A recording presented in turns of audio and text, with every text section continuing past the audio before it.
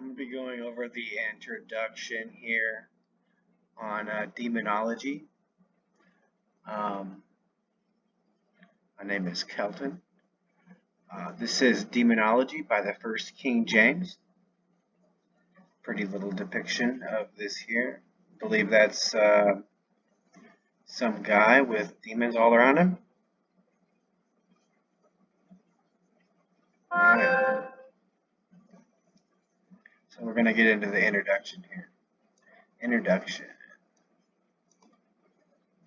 The Demonology of King James VI of Scotland, first of England, was written, as the royal author states in his preface, to prove that the assaultants of Satan are more certainly practised, and that the instruments thereof merits most severely to be punished. Such a work has more than a passing interest.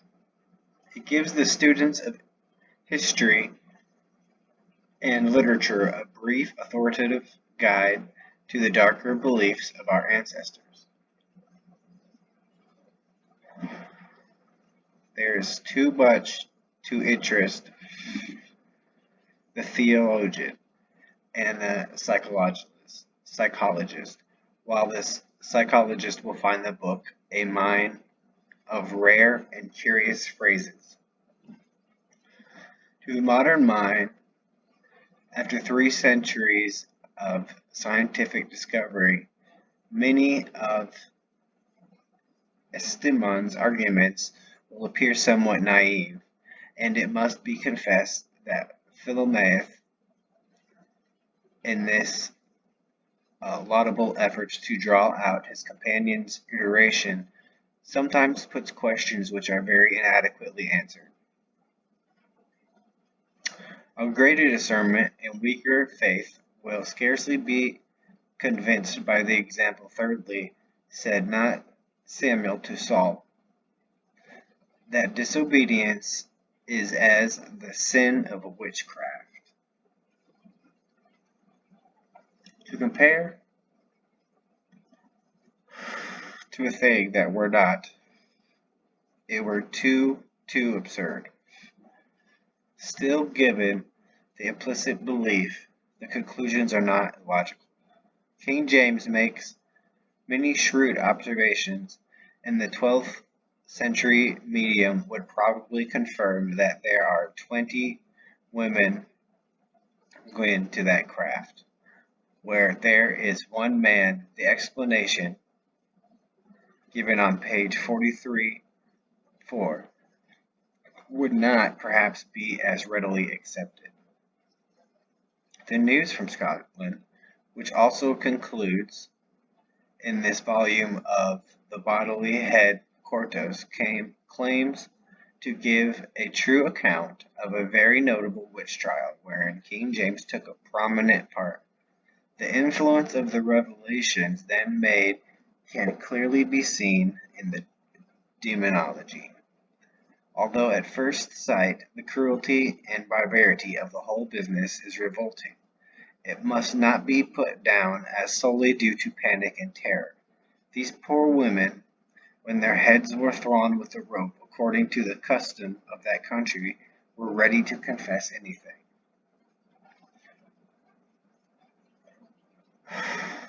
But the cruelty of the judges was understandable.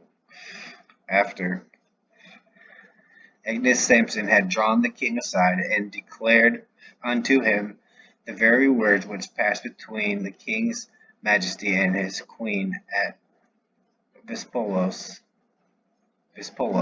in Norway, the first night of their marriage, with their answer each to other.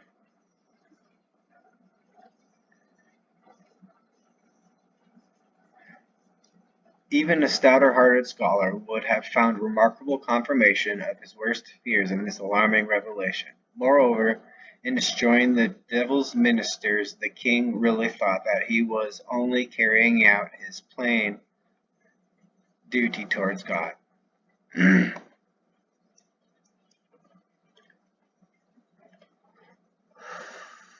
Of King James himself, one of the most vivid accounts is to be found in a letter of Sir John Harrington, describing an audience which he had with the king. Soon upon this the prince his highness did enter, and much good humour asked if I was chosen to Lord Harrington of Exeter. I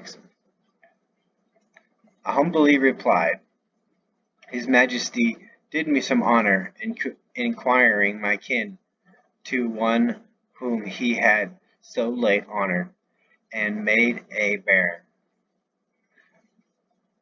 I moreover did aid. We were both branches of the same tree. He then inquired much of Lurtony, and showed me his own in such short, as made me remember my examiner at Cambridge afforded me. He sought much to know my advances in philosophy, and uttered profound sentences of Aristotle, and such like writers, which I had never read, which some are bold enough to say, others do not understand, but this I must pass by. The prince did now press my reading to him part of an Acanto and Aristo. Precede my utterance, and said he had been informed of many as to my learnergy in the time of the queen. He asked me what I thought pure wit was made of, and whom it did best become, whether a king should not be the best clerk in his own country, and if this land did not entertain good opinion of his learnergy and wisdom. His Majesty did much press for my opinion touching the power of Satan in matter of witchcraft, and asked me with much gravity if I did truly understand why the devil did work more with ancient women than others.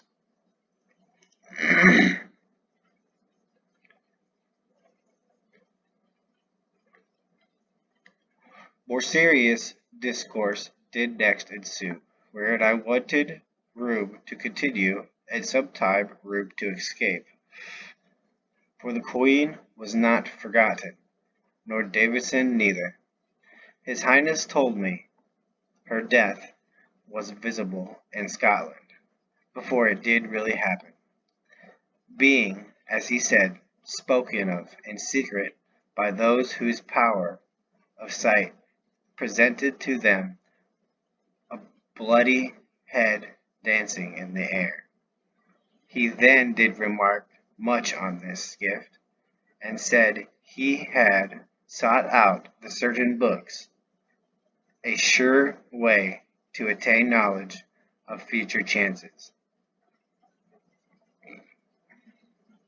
Hear it, he made many books, which I did not know, nor by whom written, but advised me not to consult some authors which would lead me to evil consultations.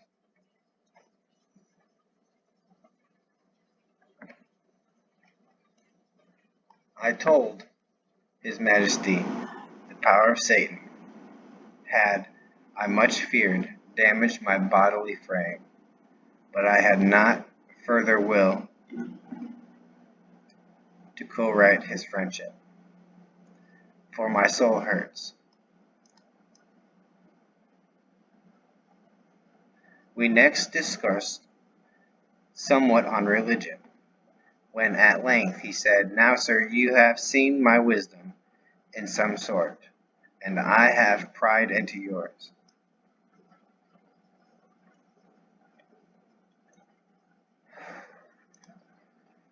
I pray you, do me justice in your report, and in good season. I will not fail to add to your understandings in such points as I have made. Find you lack amendment. I made courtesy hereat, and withdrew down the passage, and out at the gate, amidst the main variants and lordly servants who stood around me. Alright, we're going to get into the preface.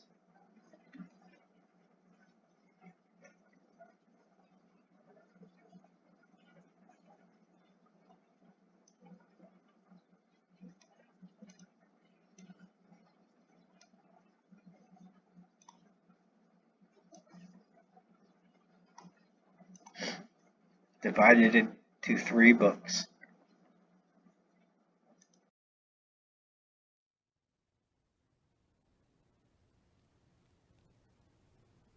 The fearful abounding at this time in this country of these detestable slaves of the devil, the witches or enchanters, hath moved me, beloved reader, to dispatch in post this following treatise of mine, not in any wise, as I protest, to serve for a show of me learning and engine, but only move the conscience, to press thereby, so far as I can, to resolve the doubting hearts of many, both that such assaults as Satan are most certainly practised, and that the instruments thereof merits most severely to be punished, against the damnable opinions that are principally in our age, whereof the one, called Scott, an Englishman, is not ashamed in public print to deny that there can be such a thing as witchcraft, and so maintains the old error of the Sadducees in denying the spirits.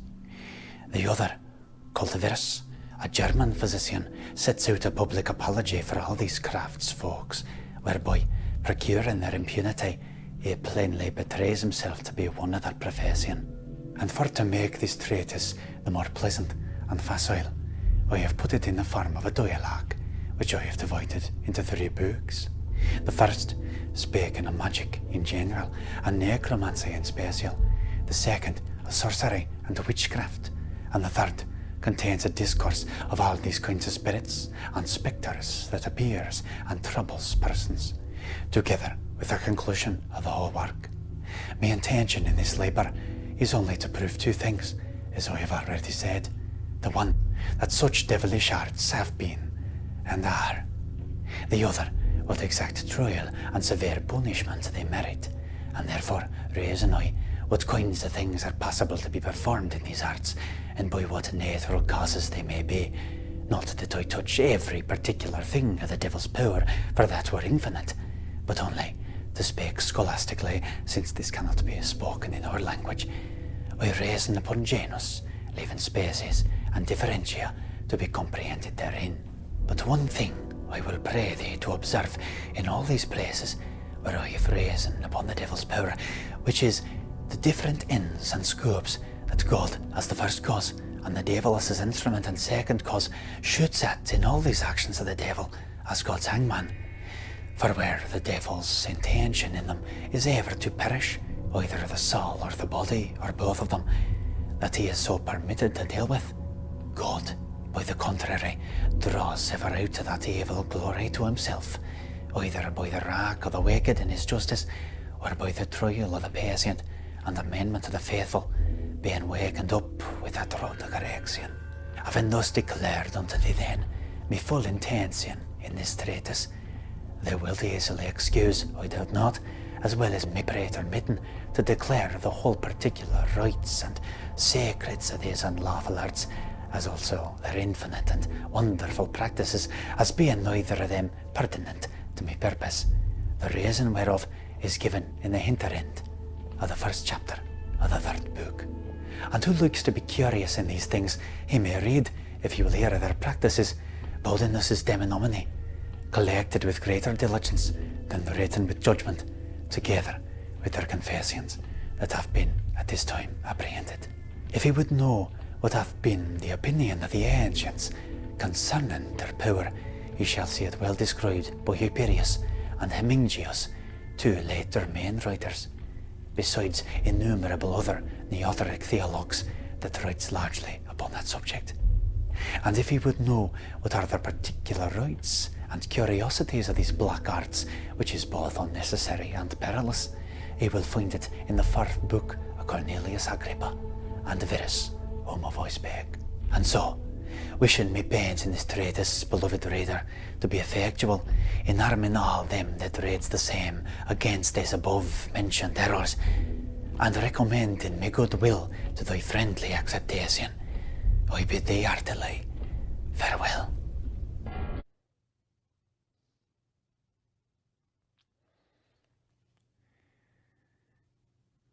I am surely very glad to have met with you this day, for I am of opinion ye can better resolve me as something, whereof I stand in great doubt, nor any other with whom I could have met. In what I can, that ye like to spare at me, I will willingly and fairly tell me opinion, and if I prove it not sufficiently, I am heartily content that a better reason carry it away then. What think ye of these strange noes, which now only furnishes purpose to all men at their meeting? I mean these witches. Surely they are wonderful. And I think clear and plain confessions in that purpose have ne'er fallen out in any age or country. No question if they be true, but thereof the doctor's doubts. What part of it doubt ye of? E'en of all, for aught I can yet perceive, and namely that there is such a thing as witchcraft or witches, and I would pray ye to resolve me thereof if ye may, for I have reasoned with sundry in that matter, and yet could never be satisfied therein. I shall with good will do the best I can, but I think it the difficulter, since ye deny the thing itself, in general, always for that part, that witchcraft and witches have been and are. The former part is clearly proved by the scriptures, and the last by daily experience and confessions. I know you will allege me Saul's Pythoness, but that, as appears, will not make much for you. Not only that place, but divers others. But I marvel why that should not make much for me. The reasons are these. First, you may consider that Saul, being troubled in spirit and having fasted long before, as the text testifieth, and being come to a woman that was bruited to have such knowledge, and that to inquire so important news, he, having so guilty a conscience for his heinous offences, and specially for that same unlawful curiosity and horrible defection, and then the woman crying out upon the sudden in great admiration for the uncouth sight that she alleged to have seen, discovering him to be the king, though disguised, and denied by him before.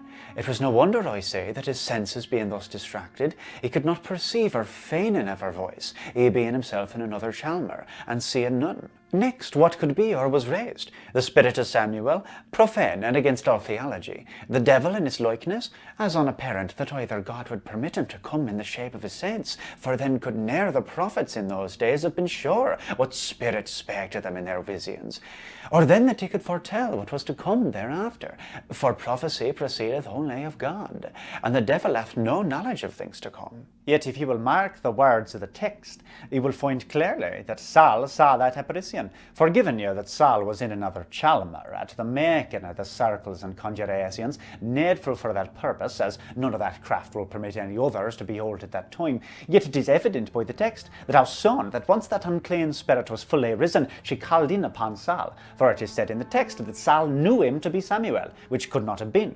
By the hearing tell only of an old man with a mantle, since there was many more old men dead in Israel nor Samuel, and the common wear of that old country was mantles.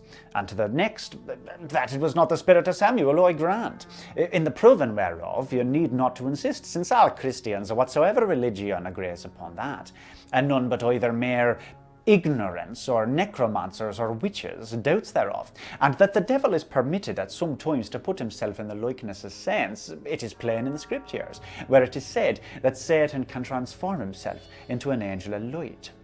Neither could that bring any inconvenience with the visions of the prophets, since it is most certain that God will not permit him to so deceive his own, but only such as first wilfully deceive themselves. And as to the devil's foretelling of things to come, it is true that he knows not all things future, but yet that he knows part. The tragical event of this history declares it, which the wit of woman could never have forespoken. Not that he hath any prescience, which is only proper to God, or yet knows anything looking upon God as in a mirror, as the good angels do, he being forever debarred from the favourable presence and countenance of his Creator, but only by one of these two means, either as being worldly wise and taught by a continual experience, ever since the creation, judges by likelihood at things to come, according to the like that hath passed before, and the natural courses in respect to the vicissitude of all things worldly, or else by God's employing of him in a turn, and so forsaying thereof, as appears to have been in this, whereof we find the very like in Micah's prophetic discourse to King Ahab. But to prove this, me first proposition, that there can be such a thing as witchcraft and witches, there are many more places in the scriptures than this, as I said before. As first in the law of God, it is plainly prohibited, but certain it is that the law of God speaks nothing in vain, neither doth it lay curses, or enjoin punishments upon shadows, condemning that to be ill, which is not in essence, or bane as we call it. Secondly, it is plain, where wicked Pharaoh's wise men imitated any number of Moses' miracles, to harden the tyrant's heart thereby. Thirdly, said not Samuel to Saul that disobedience is as the sin of witchcraft? To compare to a thing that were not, it were too absurd. Fourthly, was not Simon Magus a man of that craft? And fifthly, what was she that had the spirit of Python? Beside innumerable other places that were too irksome to recite.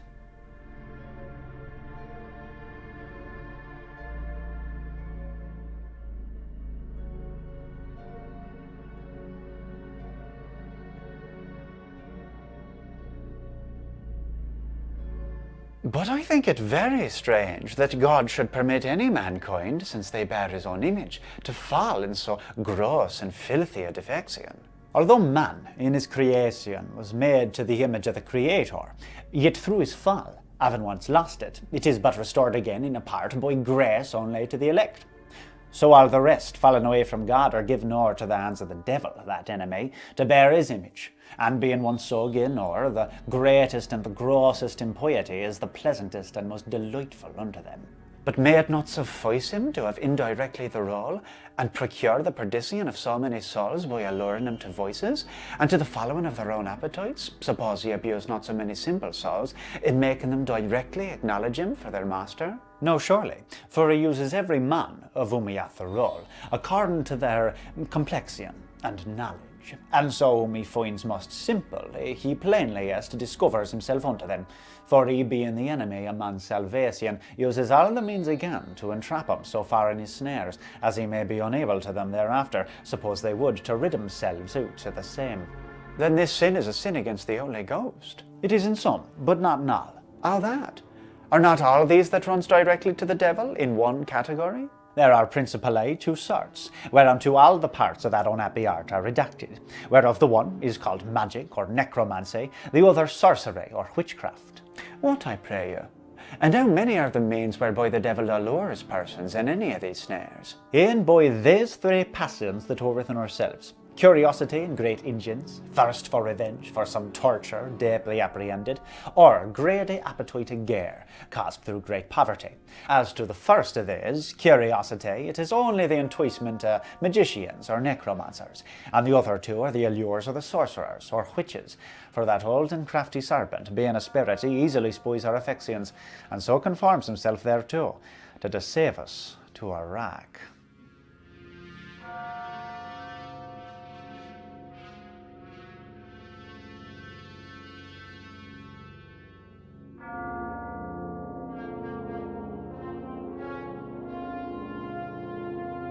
I would gladly first hear, what thing is it that you call magic or necromancy? This word magic, in the Persian tongue, imparts as much as to be any contemplator or interpreter of divine and heavenly sciences, which being first used amongst the Chaldees through their ignorance of the true divinity, was esteemed and reputed amongst them as a principal virtue, and therefore was named unjustly with an honourable style, which name the Greeks imitated, generally imparting all these kinds of unlawful arts. And this word necromancy is a Greek word, compounded of necron and mantea, which is to say, prophecy by the dead. This last name is given to this black and unlawful science by the figure synecdoche, because it is a principal part of that art, to serve themselves with dead carcasses in their divinations. What difference is there betwixt this art and witchcraft? Surely the difference vulgarly put betwixt them is very merry, and in a manner true, for they say that the witches are servants only and slaves to the devil, but the necromancers are his masters and commanders. How can that be true? Yet any men being specially addicted to his service can be his commanders. Yea, that may be, but it is only secundum quid, for it is not by any power that they can have over him, but ex pacto allenerly, whereby he obliges himself in some trifles to them, that he may, on the other part, obtain the fruition of their body and soul, which is the only thing he hunts for. An very inequitable contract forsooth. But I pray ye discourse unto me, what is the effect and secrets of that art? That is o'er large a fail ye give me, yet I shall do good will the most summarily that I can, to run through the principal points thereof. As there are two sorts of folks that may be enticed to this art, to wit, learned or unlearned. So is there two means, which are the first, stirs up and feathers of their curiosity, thereby to make them give themselves o'er to the same, which two means I call the devil's skull and his rudiments. The learned have their curiosity wakened up and fed by that which I call his skull. This is the astrology judicial. For diverse men having attained to a great perfection in learning, and yet remain o'erbear, alas, of the spirit of regeneration and frauds thereof, finding all natural things common, they assail to vindicate unto them a greater name, by not only knowing the course of things heavenly, but likewise to cling to the knowledge of things to come thereby, which at the first face appearing lawful unto them, in respect to the ground thereof seemeth to proceed in natural causes only, they are so allured thereby, that finding their practice to prove true in sundry things, they study to know the cause thereof. And so mounting from degree to degree upon the slippery and uncertain scale of curiosity, they are at last enticed, that where lawful arts or sciences fails to satisfy their restless minds, e'en to sake to that black and unlawful science of magic. Well, finding at the first that such diverse forms of circles and conjurations rightly joined thereunto will raise such diverse forms and spirits to resolve them of their doubts, and attributing the doing thereof to the power inseparably tied or inherent in the circles, and many words of God confusedly wrapped in, they blindly glory in themselves, as if they had by their quickness of engine made a conquest of Pluto's dominion, and were become emperors o'er the Stygian abaticals, where in the meantime, miserable wretches, they are becoming very dead, bond slaves to their mortal enemy, and their knowledge for all that they presume thereof is nothing increased except in knowing evil, and the hours of hell for punishment thereof, as Adam's was by the eating of the forbidden tree.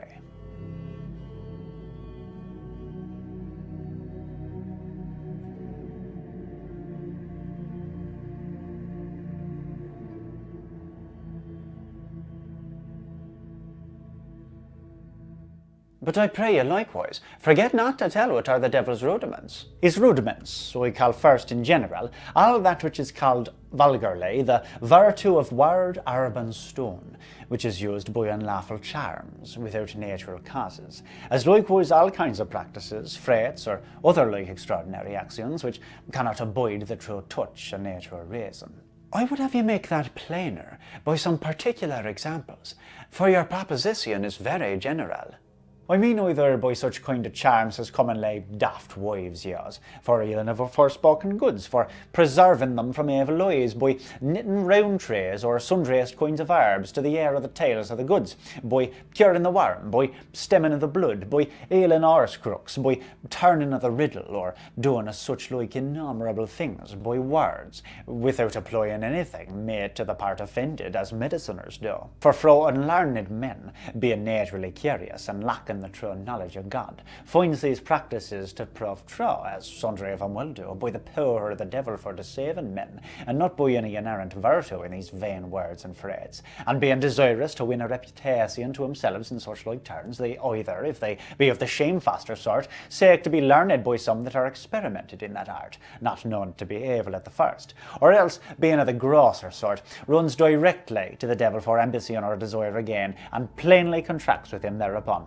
But methinks these means, which you call the school and rudiments of the devil, are things lawful, and have been approved for such in all times and ages, as in special this science of astrology, which is one of the special members of the mathematics. There are two things which the learned have observed from the beginning in the science of the heavenly creators, the planets, stars, and such like.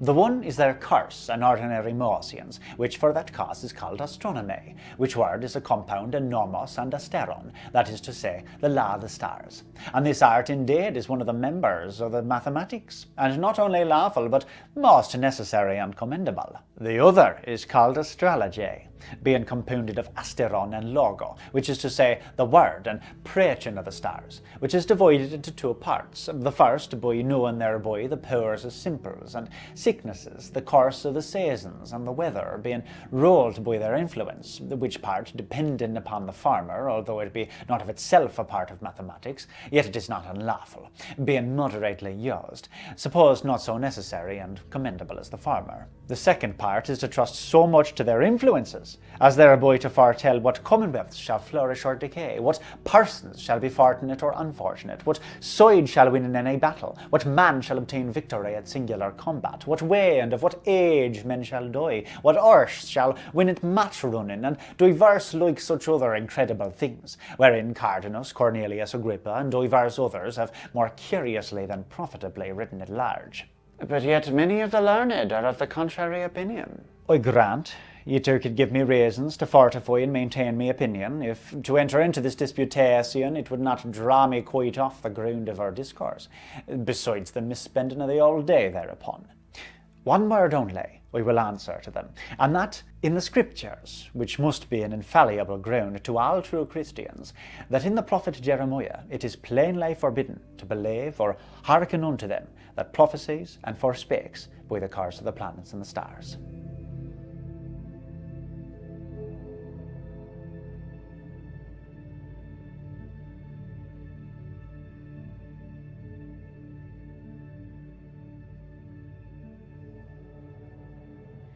Well, you have said far enough in that argument.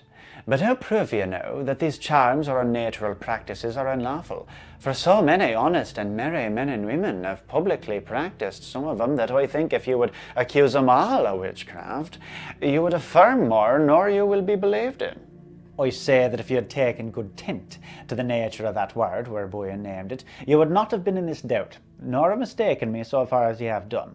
For although, as none can be scholars in a school and not be subject to the master thereof, so none can study and put in practice, for study they alone, and knowledge is not more perilous nor offensive, and it is the practice only that makes the greatness of the offence. The circles and art of magic, without committing an horrible defection from God. And yet, as they that reads and learns their rudiments are not the more subject to any schoolmaster, if it please not their parents to put them in the school thereafter, so they who ignorantly proves these practices, which we call the devil's rudiments, unknowing them to be baits cast out by him for the trapping such as God will permit to fall into his hands. This kind of folks, I say, no doubt, are to be judged the best of, in respect that they use no invocation nor help of him, by their knowledge at least, in these turns, and so have never entered themselves in Satan's service. Yet to speak truly for my own part, I speak but for myself, I desire not to make so near riding. For, in my opinion, our enemy is o'ercrafty, and we are weak, except in the greater grace of God, to essay such hazards, wherein he praises to trap us. You have reason forsooth, for as the common proverb saith, they that sup with the devil have need of long spoons. But now I pray you go forward in the describing of this art of magic. For all they become once unto this perfection and evil, in having any knowledge, whether learned or unlearned, of this black art, they then begin to be wary of the raising of their master by conjured circles, being both so difficult and perilous, and so cometh plainly to a contract with him, wherein is specially contained forms and effects. But I pray you, or ere you go further, discourse me somewhat of their circles and conjurations. And what should be the cause of their wearing whereof? For it should seem that form should be less fearful yet than the direct hunting and society with that foul and unclean spirit. I think you take me to be a witch myself, or at the least would fain swear yourself prentice to that craft. Always as I may, I shall shortly satisfy you in the kinds of conjurations which are contained in such books, which I call the Devil's School. There are 4 principal parts: the persons of the conjurers, the action of the conjuration, the words and rites used to that effect, and the spirits that are conjured. You must first remember to lay the ground that we told you before, which is that it is no power inherent in the circles, or in the holiness of the names of God blasphemously used, nor in whatsoever rites or ceremonies at that time used, that either can raise any infernal spirit, or yet limit him perforce within or without these circles. For it is he only, the father of all lies, who having first prescribed that form of doing, feigning himself to be commanded and restrained thereby, will be loth to pass the bounds of these injunctions. as well thereby to make them glory in the empiring over him, as I've said before, as likewise to make himself so to be trusted in these little things, that he may have the better commodity thereafter, to deceive him in the end with a trick once for all, I mean the everlasting perdition of their soul and body. Then, laying this ground, as I have said, these conjurations must have few or more in number of the persons, conjurers, always passing the singular number, according to the quality of the circle and the form of apparition. Two principal things cannot well in this errand be wanted: holy water, whereby the devil mocks the papists, and some present of a living thing unto him. There are likewise certain seasons, days, and hours that they observe in this purpose. These things being all ready and prepared, circles are made triangular, quadrangular, round, double, or single, according to the form of apparition that they crave. But to speak of the diverse forms of the circles, of the innumerable characters and crosses that are within and without, and out through all the same, of the diverse forms of apparitions that the crafty spirit eludes him with, or all such particulars in that axiom, I remit it to the o'er many that have busied their heads in describing of the same, as being but curious, and altogether unprofitable. And this far only we touch, that when the conjured spirit appears, which will not be a while after many circumstances, long prayers, and much muttering and murmuring of the conjurers, like a papist priest dispatching an hunting mass, how soon, I say, he appears, if they have missed one iota of their rites, or if any of their fate once slid o'er the circle through terror of his fearful apparition, he pays himself at that time in his own hand of that due debt which they owe him, and otherwise would have delayed longer to have paid him. I mean, he carries them with him, body and soul.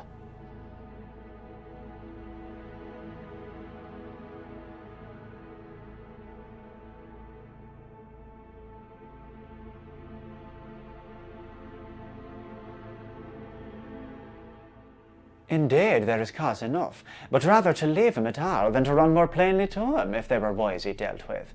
But go forwards now, I pray you, to these turns, for they become once deacons in this craft. The effect of their contract consists in two things, in forms and effects, as I began to tell already, were you not interrupted me.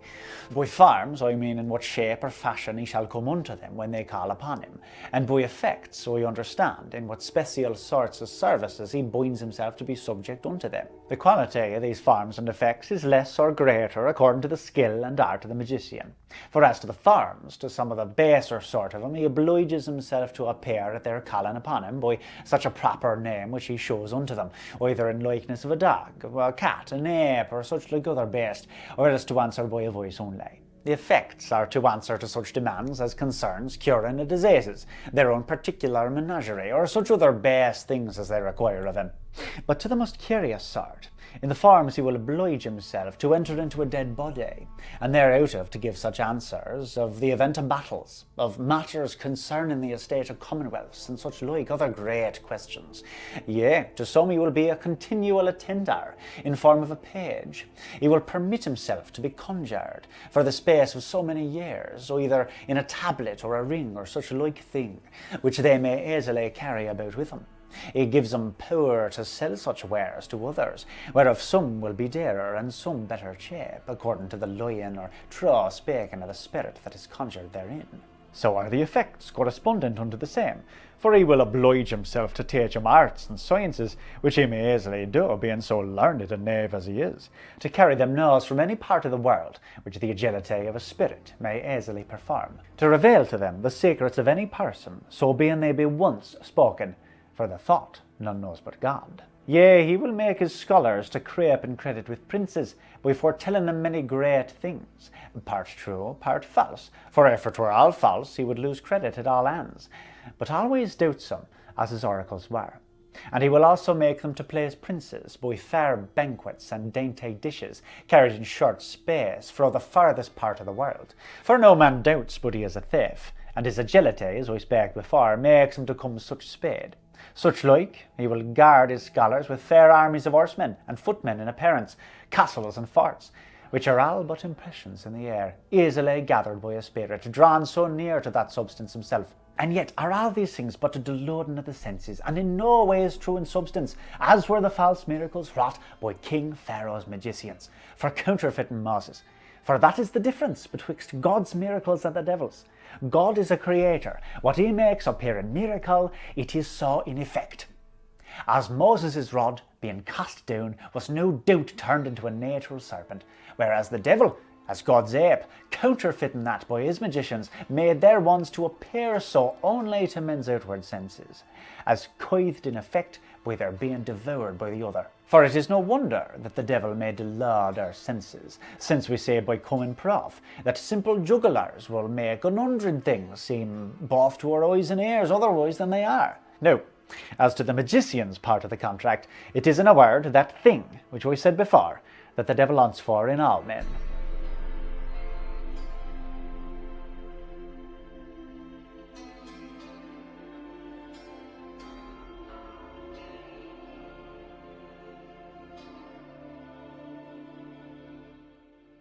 Surely you have made this art to appear very monstrous and detestable. But what, I pray, ye shall be said to such as maintains this art to be lawful, for as evil as you have made it?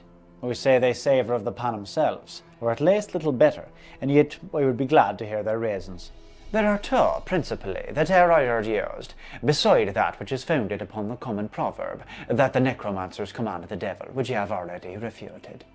The one is grounded upon a received custom, the other upon an authority, which some thinks infallible. Upon custom, we see that diverse Christian princes and magistrates, severe punishers of witches, will not only o'ersee magicians to live within their dominions, but e'en sometimes delight to see improve some of their practices. The other reason is that Moses, being brought up, as it is expressly said in the Scriptures, in all the sciences of the Egyptians, whereof no doubt this was one of the principles, and he, notwithstanding this art, pleasing God as he did, consequently that art professed by so godly a man could not be unlawful. As to the first of your reasons, grounded upon custom, I say an evil custom can ne'er be accepted for a good law, for the o'er-great ignorance of the word in some princes and magistrates, and the contempt thereof in others, moves them to sin heavily against their office in that point.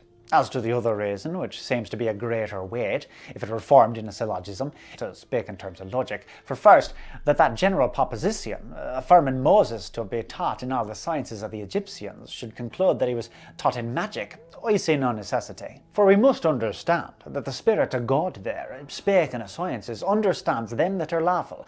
For except they be lawful, they are but abusively called sciences, and are but ignorances indeed. Nam homo pictus, non est homo. Secondly, given that he had been taught in it, there is a great difference betwixt knowledge and practicing of a thing, as I said before. For God knoweth all things, being always good, and of our sin and our infirmity proceedeth our ignorance. Thirdly, given that he had both studied and practiced the same, which is more nor monstrous to be believed by any Christian, yet we know well enough that before that ever the Spirit of God began to call Moses, he was fled out of Egypt, being 40 years of age, for the slaughter of an Egyptian, and in his good father Jethro's land, first called at the fiery bush, having remained there other 40 years in exile. So that suppose he had been the wickedest man in the world before, he then became a changed and regenerate man, and very little of old Moses remained in him. Abraham was no idolater in Ur of the Chaldees before he was called, and Paul, being called Saul, was a most sharp prosecutor of the saints of God, while that name was changed. What punishment, then, think ye merits these magicians and necromancers? The like, no doubt, that sorcerers and witches merits, and rather so much greater, as their error precedes the greater knowledge, and so draws nearer to the sin against the Holy Ghost. So say I the like of all such as consults, inquires, entertains, and o'ersees them, which is saying by the miserable ends of many that asks counsel of him. For the devil hath never better tidings to tell to any than he told to Saul. Neither is it lawful to use so unlawful instruments, were it ne'er for so good a purpose. For that axiom in theology is most certain and infallible. Numquam faciendum est malum ut bonum inde euniat.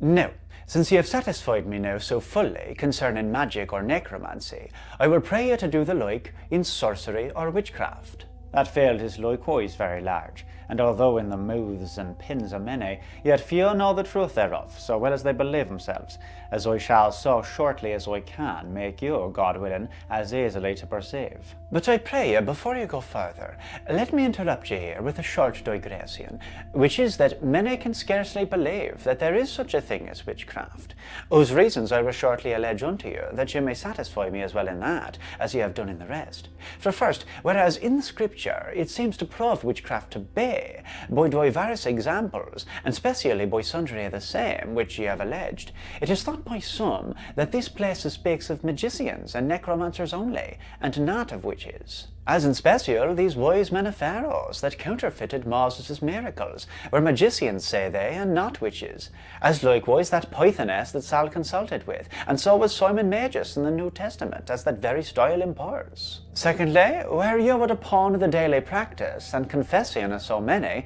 that is thought likewise to be but very melancholic imaginations, simple raven creatures. Thirdly, if witches had such power of witching of folks to death as they say they have, there had been none left alive long since in the world but they. At the least, no good or godly person of whatsoever estate could have escaped their devilry. Your three reasons, as I take, are grounded, the first of them negative upon the Scripture, the second affirmative upon physic, and the third upon the certain proof of experience. As to your first, it is most true indeed that all these wise men of Pharaoh were magicians of that art, as likewise it appears well that the Pythoness, with whom Saul consulted, was of that same profession, and so was Simon Magus.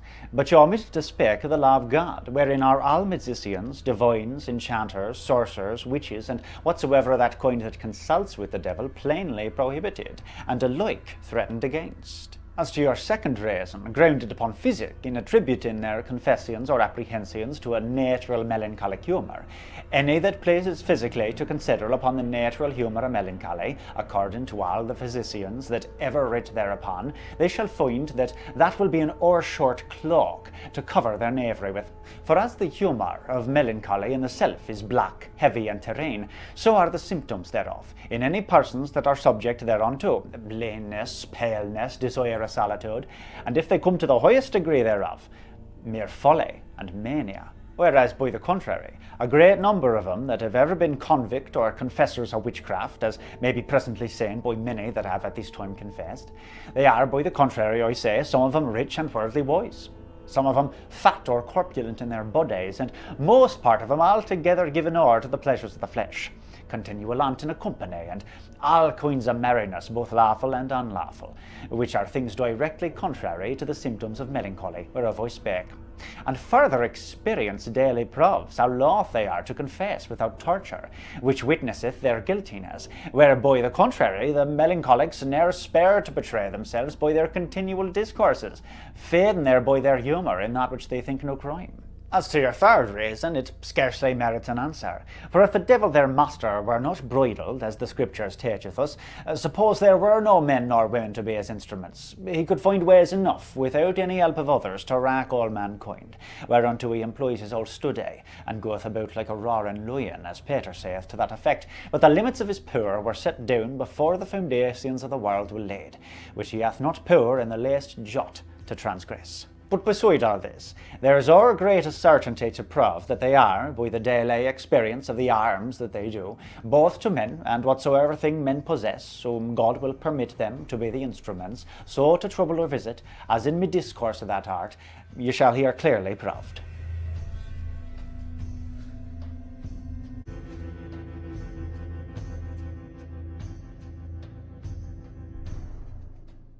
Come on then, I pray you, and return where you left. This word of sorcery is a Latin word, which is taken from casting of the lot, as therefore he that useth it is called sortorius a sorte. As to the word of witchcraft, it is nothing but a proper name given in our language. The cause wherefore they were called sortarii proceeded of their practices seeming to come a lot or chance, such as the turning of the riddle, the knowing of the form of prayers, or such like tokens, if a person diseased would live or die. And in general, that name was given them for the using of such charms and fraits as that craft teacheth them.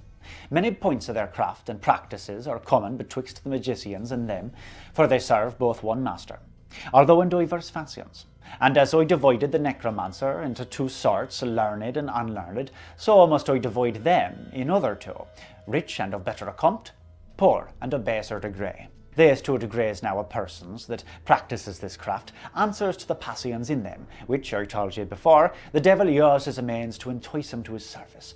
For such of them that are in great misery and poverty, he allures them to follow him by promising unto them great riches and worldly commodity. Such as though rich, yet burns in a desperate desire of revenge. He allures them by promises to get their turn satisfied to their heart's contentment.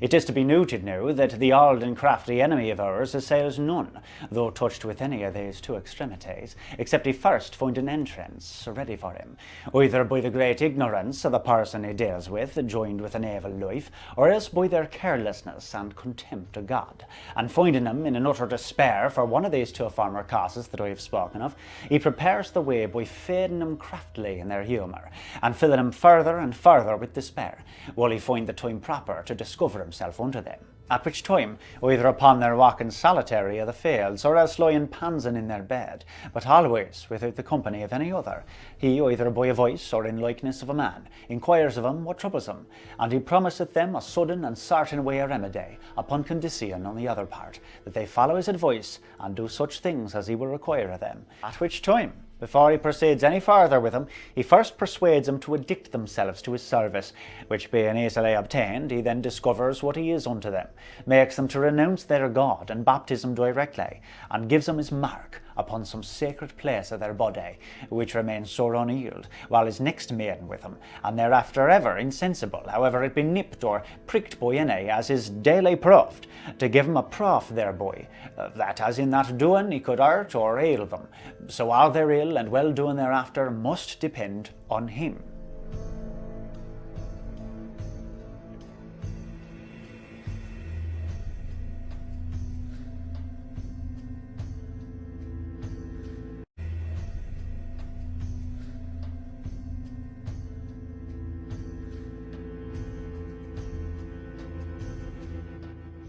You have said now enough for their initiating in that order. It rests then that you discourse upon their practices, for all they be past prentices. For I would fain hear what is possible for them to perform in very deed. In two parts their actions may be divided, the actions of their own persons, and the actions proceeding from them towards any other. And this division being well understood, will easily resolve you what is possible for them to do. For although all that they confess is no lie upon their part, yet doubtlessly in my opinion, a part of it is not indeed according as they take it to be. And in this I mean the actions of their own persons. For as I said before, speaking of magic, that the devil eludes the senses of these scholars of his in many things, so say I the like of these witches. Then I pray you first to speak of that part of their own persons, and sin you may come next to their actions toward others. To the effect that they may perform such services of their false master as he employs them in, the devil, as God's ape, counterfeits his servants this service and form of adoration that God prescribed and made his servants to practice. For as the servants of God publicly uses to convene for the serving of him, so makes he them in great numbers to convene, though publicly they dare not, for his service. As none convenes in the adoration and worshipping of God, except they be marked with his scale, the sacrament of baptism, so none serve Satan, and convenes to the adoring of him, that are not marked with that mark, whereof we already spake.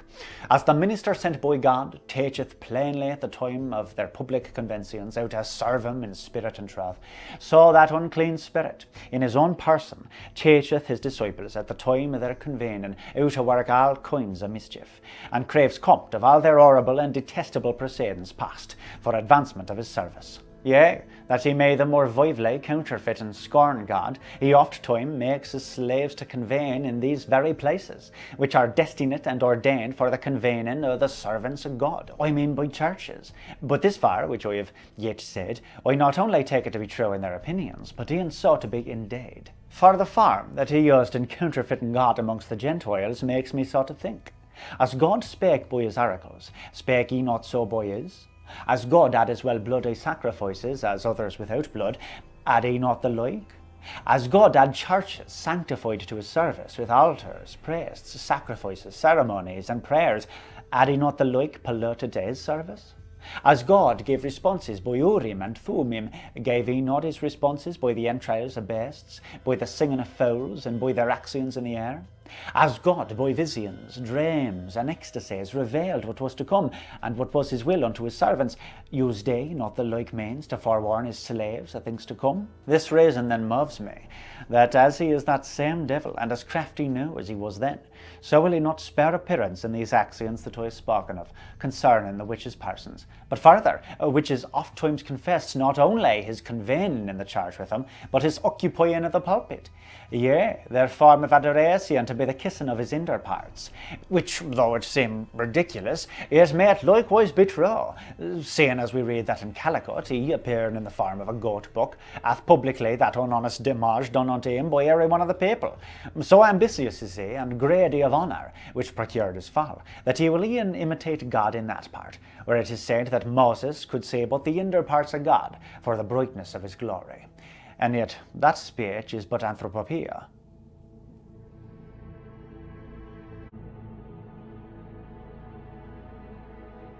But by what way, say they, or think ye it possible, that they can come to these unlawful conventions? There is the thing which I esteem their senses to be deluded in, and though they lie not in the confessing of it, because they think it to be true, yet not to be so in substance or effect. For they say that by diverse means they may convene either to the adoring of their master, or to the putting in practice any service of his, committed unto their charge. One way is natural, which is natural riding, going out or sailing, at whatever their master comes and advertises them, and this way may be easily believed. Another way is somewhat more strange, and yet it is possible to be true, which is by being carried away by the force of the spirit, which is their conductor, either above the earth or above the sea, swiftly to the place where they are to meet, which I am persuaded to be likewise possible, in respect that as Habakkuk was carried by the angel in that form to the den where Daniel lay. For if the devil may form what kind of impressions he places in the air, as I have said before, speaking of magic, why may not far easilier thicken and obscure so the air that is next about them, by contracting it straight together, that the beams of any other man's eyes cannot pierce through the same to see them? But the third way they're coming to their conventions is that wherein I think them deluded. For some of them saith that, being transformed in the likeness of a little base or fool, they will come and pierce through whatsoever house or church, though all ordinary passages be closed, by whatsoever open that the air may enter in at. And some saith that their bodies, lying still as in an ecstasy, their spirits will be ravished out of their bodies, and carried to such places. And for verifying whereof, will give evident tokens, as well as by witnesses that have seen their body lying senseless in the meantime, as by naming persons whom with they met, and given tokens what purpose was amongst them, whom otherwise they could not have known. For this form of journeying they affirm to use most, when they are transported from one country to another. Surely I long to hear your own opinion of this, for they are like old wives' trattles about the fire. For them that are transformed in likeness of beasts or fowls can enter through so narrow passages, although I may easily believe that the devil could, by his workmanship upon the air, make them appear to be in such forms, either to themselves or to others. Yet how he can contract solid body within so little room, I think it is directly contrary to itself. For to be made so little and yet not diminished, to be so straightly drawn together and yet feel no pain, I think it is so contrary to the quality of a natural body, and so like to the little transubstantiate God in the Papist's Mass, that I could ne'er believe it.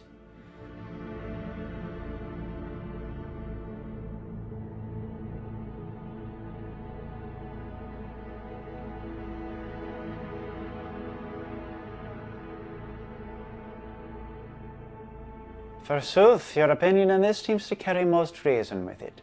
And since ye have ended then the actions belonging properly to their own persons, say forward now to their actions used toward others. In their actions used toward others, three things ought to be considered. First, the manner of their consulting thereupon. Next, their part as instruments, and last, their master's part, who puts in the same in execution. As to their consultations thereupon, they use them oftest in the churches, where they convene for adoring. At what time their master, inquiring at them what they would be at, every one of them propounds unto him what wicked turn they would have done, either for obtaining riches, or for avenging them upon any whom they have malice at. who, granting their demand, as no doubt willingly I will, since it is to do evil, he teacheth them the means whereby they may do the same. As for little trifling turns that women have ado with, he causeth them to disjoint dead corpses, and to make polders thereof, mixing such other things thereamongst as he gives unto them. But before you go further, permit me, I pray you, to interrupt you one word, which you have put me in memory of by speaking of women. What can be the cause that there are 20 women given to that craft, where there is but one man? The reason is easy. For as that sex is frailer than man is, so it is easier to be entrapped in these gross snares of the devil, as was o'erwell proved to be true by the serpent's deceiving of Eve at the beginning, which makes him the homelier with that sex sensing. Return now where you left.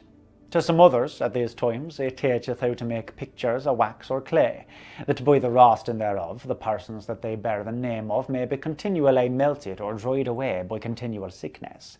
To some he gives such stones and polders as will help cure cast on diseases, and to some he teacheth kinds of uncouth poisons, which mediciners understands not, for he is far cunninger than man in the knowledge of all the occult properties in nature.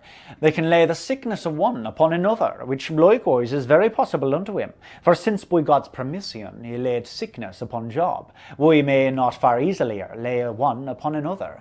For as an old practician he knows well enough what humour domines most in any of us, and as a spirit he can subtly waken up the same, making it peccant or to abound as he thinks most for troubling us, when God will so permit him. And for the taking off of it, no doubt he will be glad to relieve such of present pain, as he may think by these means to persuade to be catched in his everlasting snares and fetters. They can raise storms and tempests in the air, either upon sea or land, though not universally, but in such a particular place and prescribed bounds as God will permit them to so trouble. They can make folks to become frantic or manic, which likewise is very possible for their master to do, since they are but natural sicknesses, and so he may lay on these coins as well as any others. They can make spirits either to follow and trouble persons, or haunt certain houses, and affray oftentimes the inhabitants, as hath been known to be done by our witches at this time. And likewise they can make some to be possessed with spirits, and so to become very demoniacs. And this last sort is very possible, likewise, to the devil their master to do, since he may easily send his own angels to trouble in what form he pleases, any whom God will permit him to so use. But will God permit these wicked instruments by the power of the devil their master to trouble by any of these means any that believes in him? No doubt. For there are 3 kinds of folks whom God will permit so to be tempted or troubled. The wicked, for their horrible sins, to punish them in the like measure. The godly, that are sleeping in any great sins or infirmities and weakness of faith, to waken them up the faster by such an uncouth form. And e'en some of the best, that their patience may be tried before the world, as Job's was. For why may not God use any kind of extraordinary punishment when it pleases him, as well as the ordinary rods of sickness or other adversities? Who then may be free from these devilish practices? No man ought to presume so far as to promise any impunity for himself, for God hath before all beginnings preordained as well the particular sorts of plagues as of benefits for every man, which in the own time he ordains them to be visited with. And yet ought we not be all the more afraid for that of anything that the devil and his wicked instruments can so do against us? For we daily fight against the devil in 100 other ways, and therefore as a valiant captain affrays no more being at the combat, nor strays from his purpose for the rummishing shot of a cannon, nor the small clack of a pistol, suppose he be not certain what may light upon him. E'en so ought we boldly go forward in fighting against the devil, without any greater terror for those his rarest weapons, nor for the ordinary whereof we have daily the proof. Is it not lawful then, by the help of some other witch, to cure the disease that is cast on by that craft? No ways lawful, for I gave you the reason thereof in that axiom of theology, which was the last words I spake on magic. How then may these diseases be lawfully cured? Only by earnest prayer to God, by amendment of their lives, and by sharp pursuing every one, according to his calling, of these instruments of Satan, whose punishment to the death will be a salutary sacrifice for the patient. And this is not only the lawful way, but likewise the most sure. For by the devil's means can ne'er the devil be cast out, as Christ saith. And when such a cure is used, it may well serve for a short time, but at the last it will doubtlessly tend to the utter perdition of the patient, both in body and soul.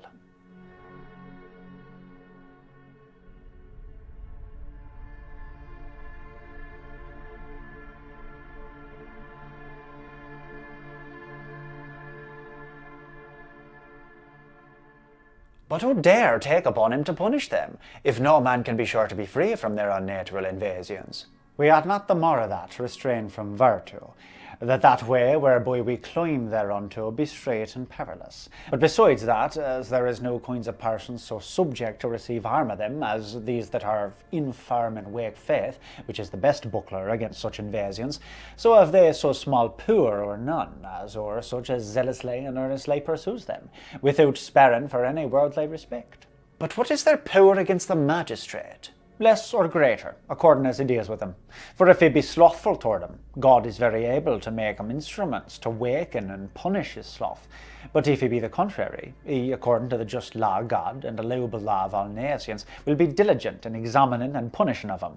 God will not permit their master to trouble or hinder so good a work. But for they be once in hands and for mans, have they any further power in their craft? That is according to the form of their detention.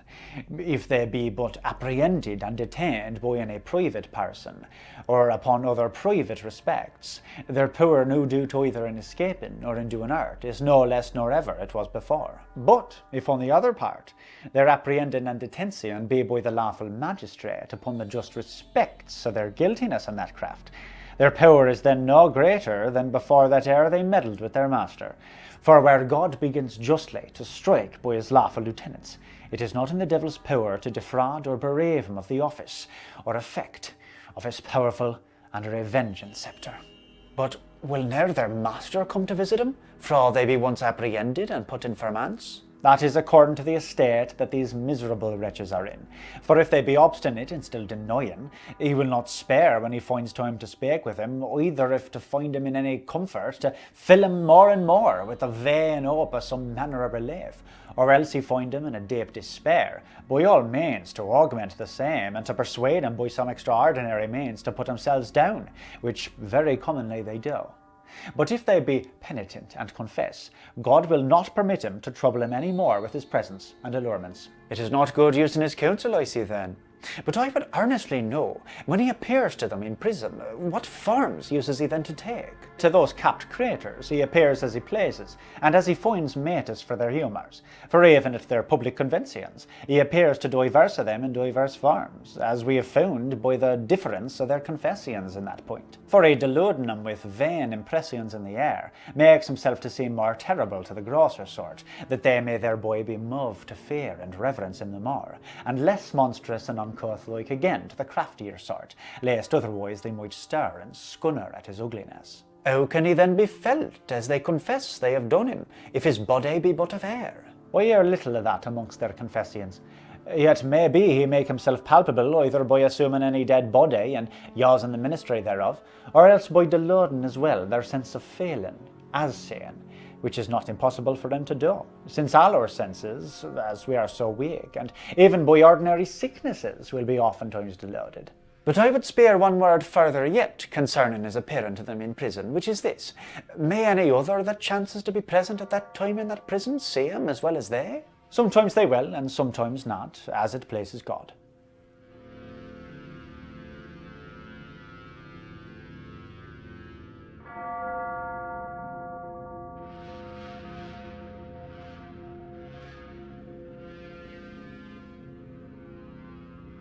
Hath the devil then power to appear to any other, except to such as are his sworn disciples?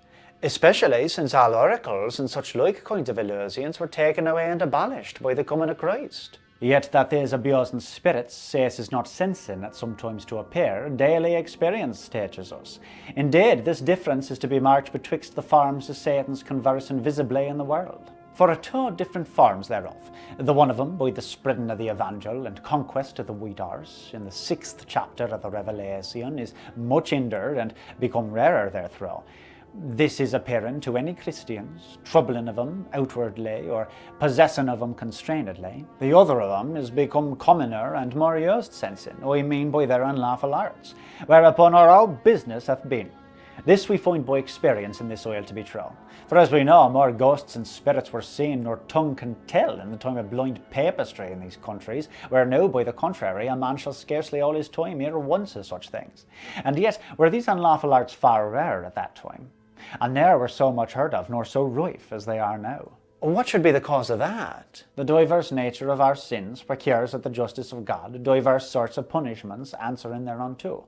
And therefore, as in the time of papistry, where fathers erring grossly, and through ignorance, that midst of errors overshadowed the devil to walk all the more familiarly amongst them, and as it were by bernly and affraying terrors, to mock and accuse their bernly errors. By the contrary, we now being sound of religion, and in our life rebelling to our profession, God justly, by that sin of rebellion, as Samuel calleth it, accuseth our life so wilfully fighting against our profession. Since you are entered now to speak of the appearing of spirits, I would be glad to hear your opinion in that matter, for many denies that any such spirits can appear in these days, as I have said. Doubtlessly who denieth the power of the devil would likewise deny the power of God if they could for shame. For since the devil is the very contrary opposite to God, there can be no better way to know God than by the contrary, as by the one's power, though but a creator, to admire the power of the great Creator, by the falsehood of the one to consider the truth of the other, by the injustice of the one to consider the justice of the other, and by the cruelty of the one to consider the mercifulness of the other, and so forth in all the rest of the essence of God and the qualities of the devil. But I fear indeed there be o'er many Sadducees in this world that denies all kinds of spirits, for convicting of whose error there is cause enough, if there were no more, that God should permit it sometimes spirits visibly to coithe.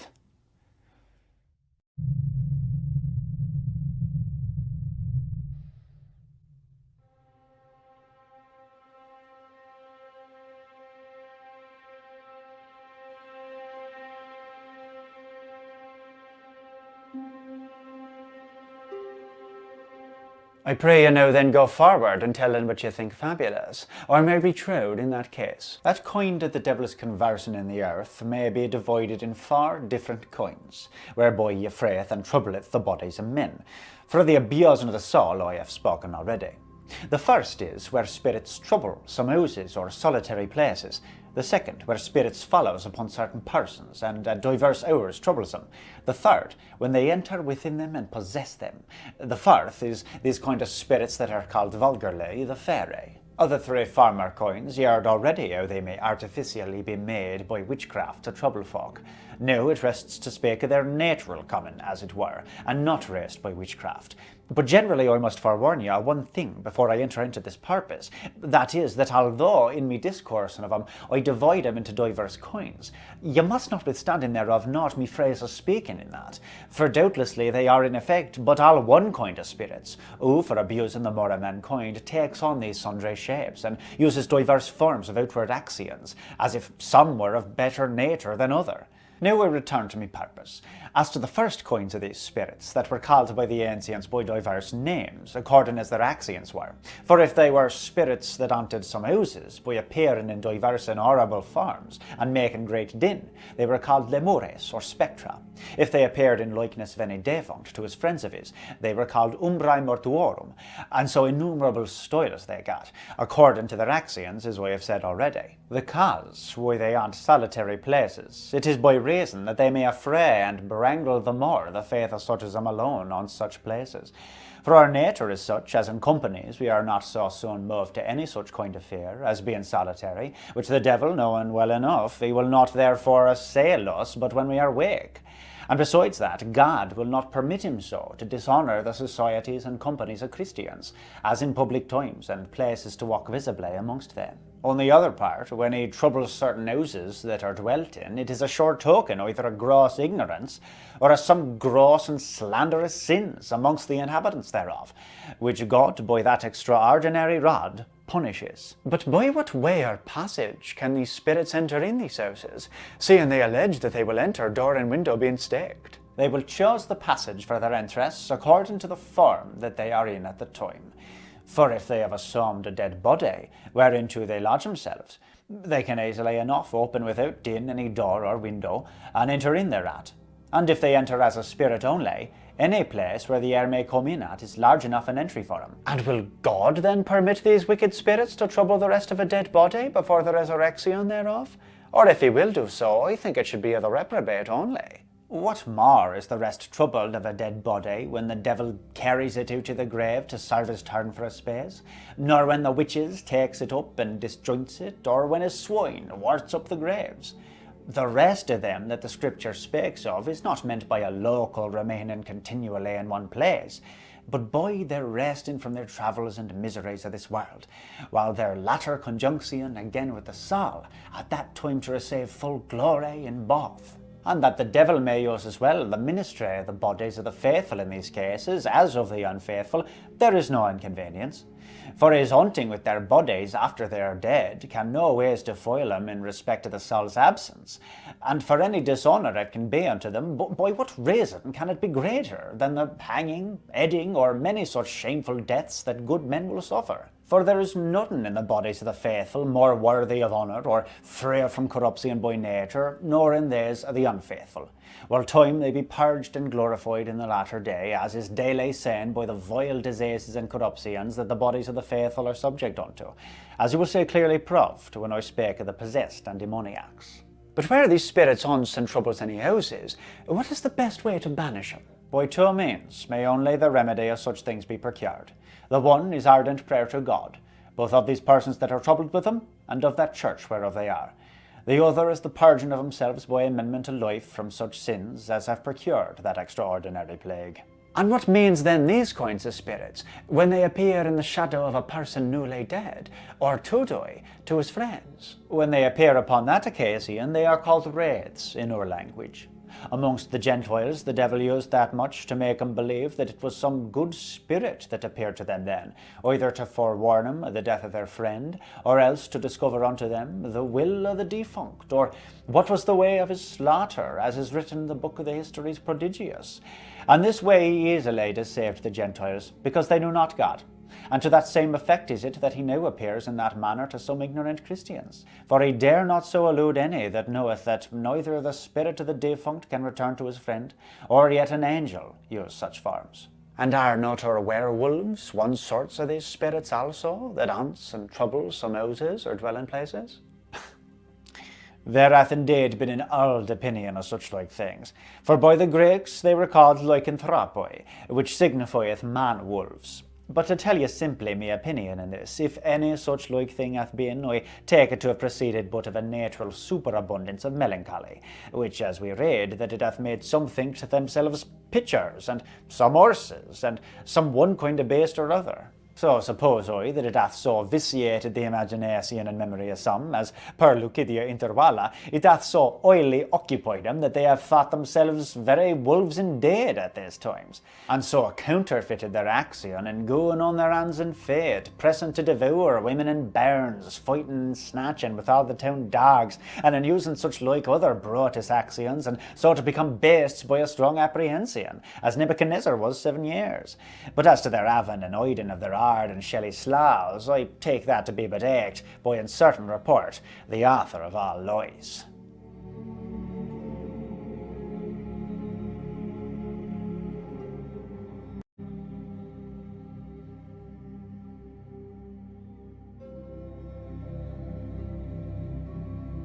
Come forward now to the rest of these kinds of spirits. As to the next two kinds, that is, either those that outwardly troubles and follows some persons, or else inwardly possesses them, I will conjoin them into one, because as well the causes are alike in the persons that they are permitted to trouble, as also the ways whereby they may be remedied and cured. What kind of persons are they that uses to be so troubled? Two kinds in special, either such as being guilty of grievous offences, God punishes by that horrible kind of scourge, or else being persons of the best nature, peradventure, that you shall find in all the country about them. God permits them to be troubled in that sort for the trial of their patience, and wakening up of their zeal, for admonishing of the beholders not to trust o'er much in themselves, since they are made of no better stuff, and peradventure blotted with no smaller sins, as Christ said, speaking of them upon whom the tower of Siloam fell, and for giving the likewise to the spectators matter to praise God, that they merit to know better are yet spared from being corrected in that fearful form. There are good reasons for the part of God, which apparently moves him so to permit the devil to trouble such persons. But since the devil hath ever a contrary respect in all the actions that God employs him in, which is, I pray, the end and mark he shoots at in this turn? It is to obtain one or two things thereby, if he may. The one is the tinsel of their life, by endorsing him to such perilous places at such time as he either follows or possesses them, which may procure the same, and such like, so far as God will permit him, by tormenting them to waken their body and cast them in incurable diseases. The other thing that he pleases to obtain by the troubling of them is the tinsel of their soul, by enticing them to mistrust and blaspheme God, either for the intolerableness of their torments, as he is said to have done with Job, or else for his promising unto them to leave the troubling of them, in case they would so do, as is known by experience at this time by the confession of a young one that was so troubled. Since you have spoken now of both of these kinds of spirits, comprehending them in one, I must now go back again and spit in some questions every one of these kinds in special. And first, for these that follow certain persons, you know that there are two sorts of them. One sort that troubles and torments the persons that they aunt with, another sort that are serviceable unto them in all kinds of their necessaries, and omits ne'er to forewarn them of any sudden peril that they are to be in.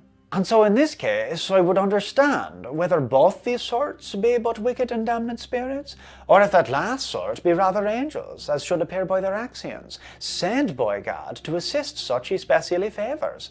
For it is written in the Scriptures that God sends legions of angels to guard and watch o'er his elect. I know well enough wherefore that error which ye allege hath proceeded, for it was the ignorant Gentiles that were the fountain thereof, who, for that they knew not God, they forged in their own imaginations, every man to be still accompanied with two spirits, whereof they called the one Genius Bonus, the other Genius Malus. The Greeks called him Eudaimona and Kakodemona, whereof the former, they said, persuaded him to do all the good he did, the other enticed him to do all the evil. But praised be God that we that are Christians, and walk not amongst the Sumerian conjectures of man, know well enough that it is the good Spirit of God only, who is the fountain of all goodness, that persuades us to the thinking or doing of any good. And yet the devil, for confirming in the heads of ignorant Christians that error first maintained amongst the Gentiles, he whiles among the first kinds of spirits that I spake of, appeared in times of papistry and blindness, and haunted divers houses without doing any evil, but doing, as it were, necessary turns up and down the house. And this spirit they called Brownie in our language, who appeared like a rough man. Yea, some were so blinded as to believe that their house was all the sun's here, as they called it, that such spirits resorted there. But since the devil's intentions in all his actions is evil, what evil was there in that form of doing, since their actions outwardly were good? Was it not evil enough to deceive simple ignorance, in making them to take him for an angel of light, and so to account a God's enemy as of their particular friend?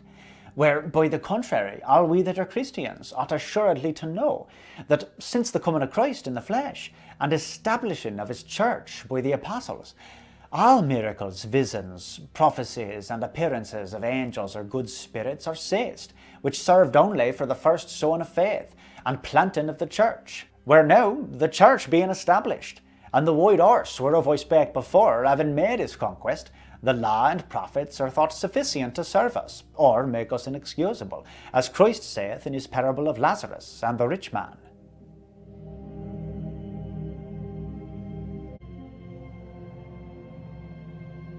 The next question that I would spare is likewise concerning this first of these two kinds of spirits that you have conjoined, and it is this.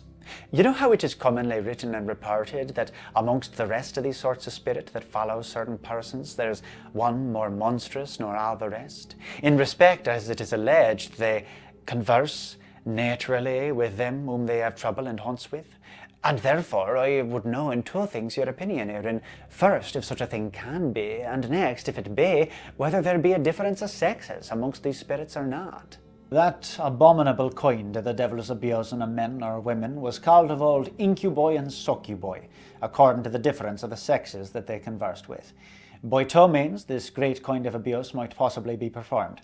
The one, when the devil only has a spirit, and stealing out the sperm of a dead body, abuses him that way, they not greatly seeing any shape or feeling anything but that which he so conveys in that part, as we read of a monastery of nuns, which were burnt for their being that way abused. The other means is when he borrows a dead body, and so visibly, and as it seems unto them naturally, as a man converses with him.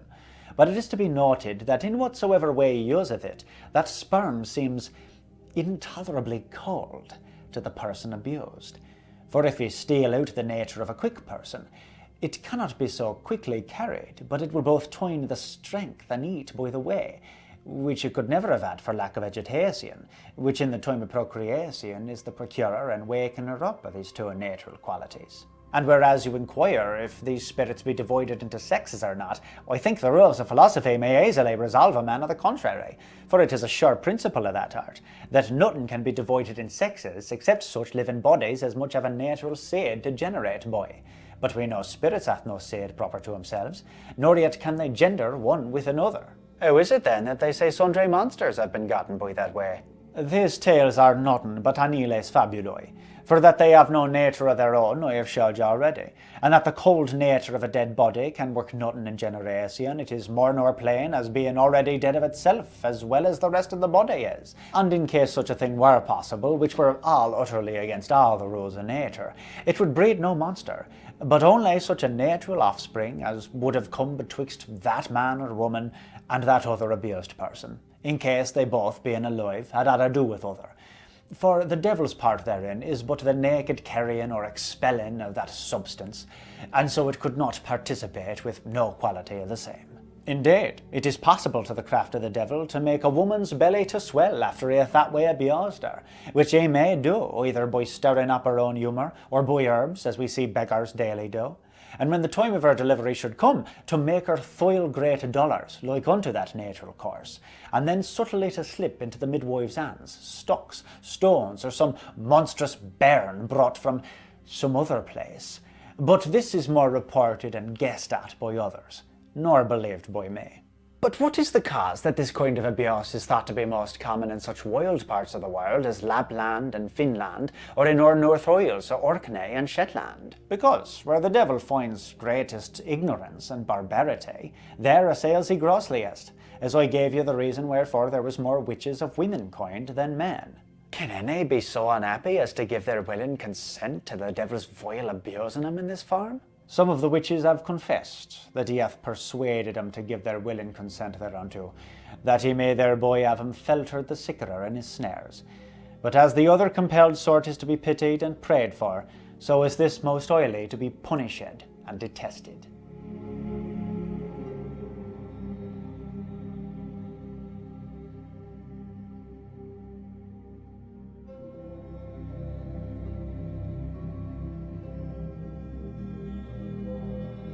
Well, I have told you now all me doubts, and you have satisfied me therein, concerning the first of these two kinds of spirits that you have conjoined. Now, I am to inquire only two things at you concerning the last kind, I mean the demoniacs. The first is, whereby shall these possessed folks be discerned from them that are troubled with a natural frenzy or mania? The next is, how can it be that they can be remedied by the Papists' church, whom we count as heretics? It should appear that one devil should not cast out another, for then would his kingdom be divided in itself, as Christ said. As to your first question, there are diverse symptoms, whereby that heavy trouble may be discerned from a natural sickness, and specially three, omitting the diverse vain signs that the Papist attributes unto it, such as the raging at holy water, their flaying aback from the cross, their not abiding the ear in a God named, and innumerable such like vain things that were like fascious and feckless to recite. But to come to these three symptoms then whereof I spake, I account the one of them to be the incredible strength of the possessed creator, which will far exceed the strength of 6 of the whitest and wildest of any other men that are not so troubled. The next is the bulging up so far of the patient's breast and belly, with such an unnatural stirring and vehement agitation within him, and such an iron hardness of his sinews, so stiffly bended out, that it were not possible to prick out, as it were, the skin of any other person so far. So mightily works the devil in all the members and senses of his body, he being locally within the same, suppose of his soul and affectations thereof he have no more power than any other man's. The last is the speaking of sundry languages, which the patient is known by them that were acquainted with him never to have learned, and that with an uncouth and hollow voice, and all the time of his speaking, a greater motion being in his breast than in his mouth. And as to your next demand, it is first to be doubted if the Papists, or any not professing the only true religion, can relieve any of that trouble, and next, in case they can, upon what respects it is possible unto them. As to the other part of the argument, in case they can, which rather, with reverence of the learned, thinking otherwise, I am inclined to believe, by reason of the faithful report that men sound of religion have made according to their sight thereof. I think if so be, I say these may be the respects, Christ gave a commission and power to his apostles to cast out devils, which they, according thereunto, put in execution. The rules he bade them observe in that action was fasting and prayer, and the action itself to be done in his name. This power of theirs proceeded not then of any virtue in them, but only in him who directed them, as was clearly proved by Judas having as great power in that commission as any of the rest. It is no wonder, then, these respects of this axiom being considered, that it may be possible to the papists, though erring in sundry points of religion, to accomplish this, if they use the right form prescribed by Christ herein. Surely it is no little wonder that God should permit the bodies of any of the faithful to be so dishonoured, as to be a dwelling place for that unclean spirit. There is it which I told right now, which prove and strengthen me argument of the devil's entering into the dead bodies of the faithful. For if he is permitted to enter into their living bodies, e'en when they are joined with the soul, how much more will God permit him to enter into their dead carrions, which is no more man, but the filthy and corruptible case of man? For as Christ saith, it is not anything that enters within man that defiles him, but only that which proceeds and cometh out of him.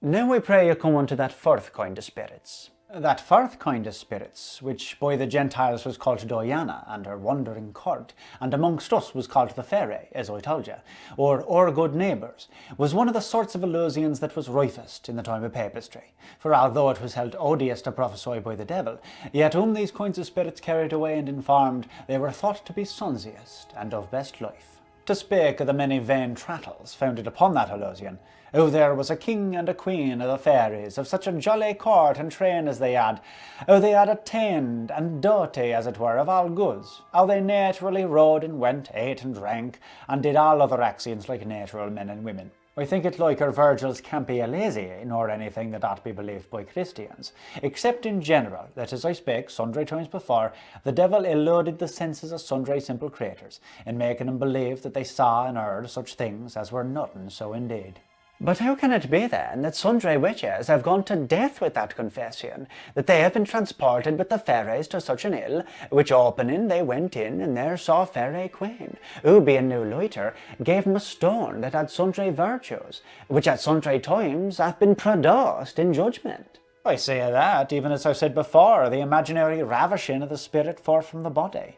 For may not the devil object to their fantasy? Their senses being dulled, and as it were asleep, such ills and ouses within them, such glistering courts and trains, and whatsoever such like wherewith he pleaseth to delude them. And in the meantime their bodies being senseless, to convey in their hand any stone or such like thing which he makes them to imagine to have received in such a place. But what say you to their foretelling the death of sundry persons, whom they allege to have seen in these places? That is a sooth dream, as they say, since they see it waking. I think that either they have not been sharply enough examined, that gave so blunt a reason for their prophecy, or otherwise I think it likewise is possible that the devil may prophesy to them when he deceives their imaginations in that sort, as well as when he plainly speaks unto them at other times for their prophesying, is but by a kind of vision, as it were, wherein he commonly counterfeits God amongst the ethnics, as I told you before. I would know whether these kinds of spirits may only appear to witches, or if they may also appear to any other. They may do to both, to the innocent sort, either to affray 'em, or to seem to be a better sort of folks nor unclean spirits are, and to the witches to be a colour of safety for 'em, that ignorant magistrates may not punish 'em for it, as I told even now. But I have heard many more strange tales of this fairy, nor you have yet told me. As will I do in that, as I did in all the rest of me discourse. For because the ground of this conference of ours proceeded of your spearing at me at our meeting, if there was such a thing as witches or spirits, and if they had any power, I therefore have framed me all discourse only to prove that such things are and may be, by such number of examples as I shall be possible by reason, and keeps me from dipping any further into playing the part of a dictionary, to tell whatever I have read or heard in that purpose, which both would exceed faith, and rather would seem to teach such unlawful arts, nor to disallow and condemn them, as is the duty of all true Christians to do.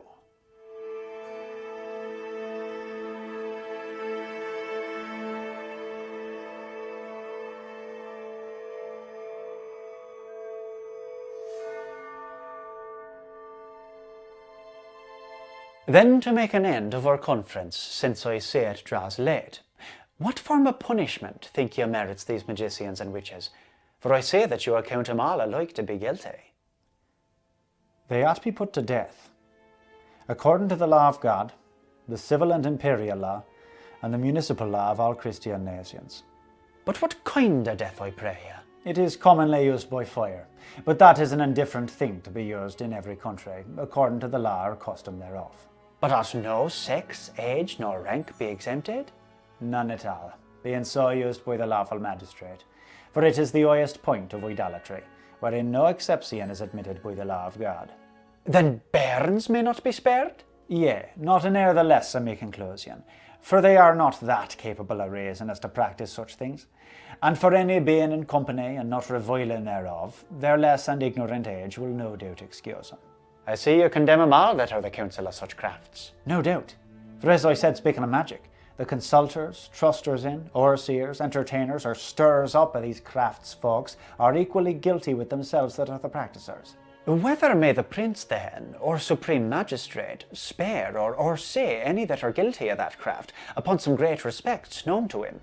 The prince or magistrate, for further trials cause, may continue the punishing of him such a certain space as he thinks convenient, but in the end, to spare the life, and not to strike when God bids strike, and so severely punish and so odious a fault and treason against God, it is not only unlawful, but doubtless no less sin in that magistrate, nor was it in Saul's sparing of Agag, and so comparable to the sin of witchcraft itself, as Samuel alleged at that time. Surely then, I think since this crime ought to be so severely punished, judges ought to beware to condemn any but such as they are sure are guilty. Neither should the clatter and report of a carling serve in so weighty a case. Judges ought indeed to beware whom they condemn, for it is as great a crime, as Solomon saith, to condemn the innocent as to let the guilty escape free. Neither ought the report of any one infamous person be admitted for a sufficient proof, which can stand on no law. And besides that, there are two other good helps that may be used for their trial. The one is the finding of their mark, and the trying of the insensibleness thereof. The other is their floating on the water, for, as though in a secret murder, if the dead carcass be at any time thereafter handled by the murderer, it will gush out of blood, as if the blood were crying out to heaven for revenge of the murderer, God having appointed that sacred supernatural sign for trial of that sacred unnatural crime. So it appears that God hath appointed for a supernatural sign of the monstrous impiety of the witches, that the water shall refuse to receive him in her bosom, that have shaken off the sacred water of baptism, and wilfully refuse the benefit thereof. No, not so much as their eyes are able to shed tears, threaten and torture him as he please, while first they repent, God not permitting them to dissemble their obstinacy in so horrible a crime, albeit the womenkind especially be able otherwise to shed tears at every light occasion when they will, yea, although it were dissemblingly like the crocodiles. Well, we have made this conference to last as long as leisure would permit. And so to conclude then, since I am to take my leave of you, I pray God to purge this country of these devilish practices, for they ne'er were so rife in these parts as they are now. I pray God that so be too. But the causes are o'er manifest that makes them to be so rife. For the great wickedness of the people on the one part procures this horrible defection, whereby God justly punisheth sin by a greater iniquity. And on the other part, the consummation of the world, and our deliverance drawing near, makes Satan to rage the more in his instruments, knowing his kingdom to be so near an end. And so, farewell for this time. As you can see, most of this stuff has been read by a gentleman who I will link in the description. Many parts have been left out, which I'm going to go ahead and read by myself, as well as this here. This has been left out as well. I will leave the PDF of Demonology by King James the First. I will leave that in the description, which you can just download and read yourself, whether it be from your phone or your tablet or even on your computer. But there's still a little bit left here to go. So I'm gonna go ahead and edit this up and upload it. And God bless you. Have a good day.